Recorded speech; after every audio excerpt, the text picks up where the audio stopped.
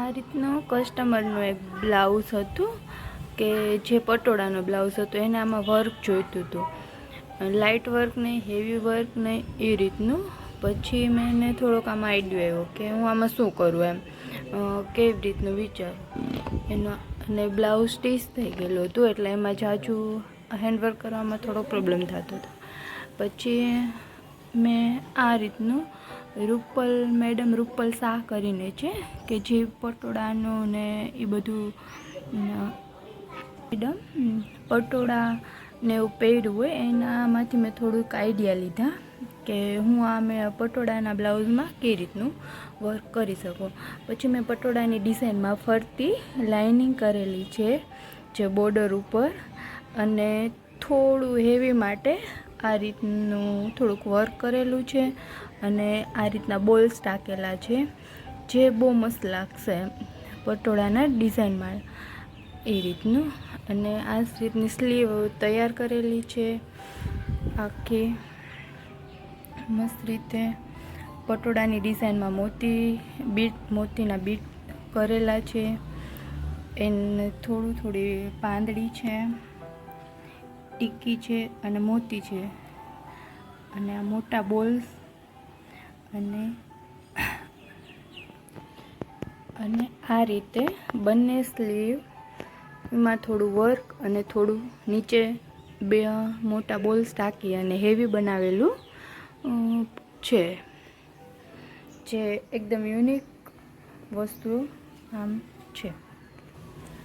આ કસ્ટમરના બ્લાઉઝની back side છે, જો તમે જોઈ શકો છો. બેક સાઈડ થોડીક સિમ્પલ રાખેલી છે, જેમાં નીચે ખાલી બ્લાઉઝમાં જે બોર્ડરમાં વર્ક કરેલું છે એ વર્ક કરેલું છે, અને નીચે આ રીતના બોલ્સ ટાંકેલા છે. સરસ જોઈ શકો છો તમે બ્લાઉઝની ડિઝાઇન. રૂપલ મેડમના વિડીયો હું ઘણા ફોલો કરું છું, જોઉં છું. એના ઘણા વિડીયો એટલા સરસ હોય છે, એના પર જે પટોળાની ડિઝાઇન કરેલી હોય છે એ બહુ મસ્ત હોય છે. કસ્ટમરનો બ્લાઉઝ બની ગયું છે મસ્ત.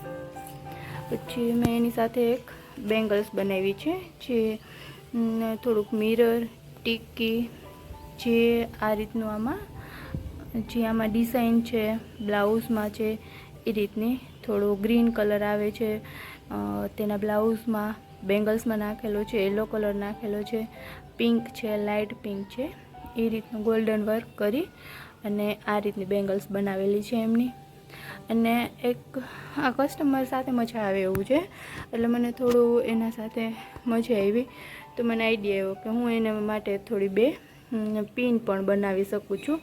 હેર પિન, જે હેર પિન બનાવેલી છે એ એક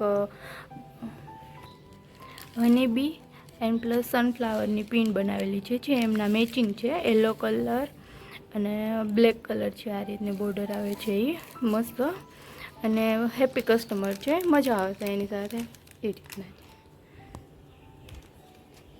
કસ્ટમરને કંઈક આ રીતનું યુનિક જોઈતું હતું, જે બેંગલ્સ છે, આ રીતની પિનઅપ છે એને, અને બોલ્સને આ રીતનું જે વર્ક કરેલું છે એ.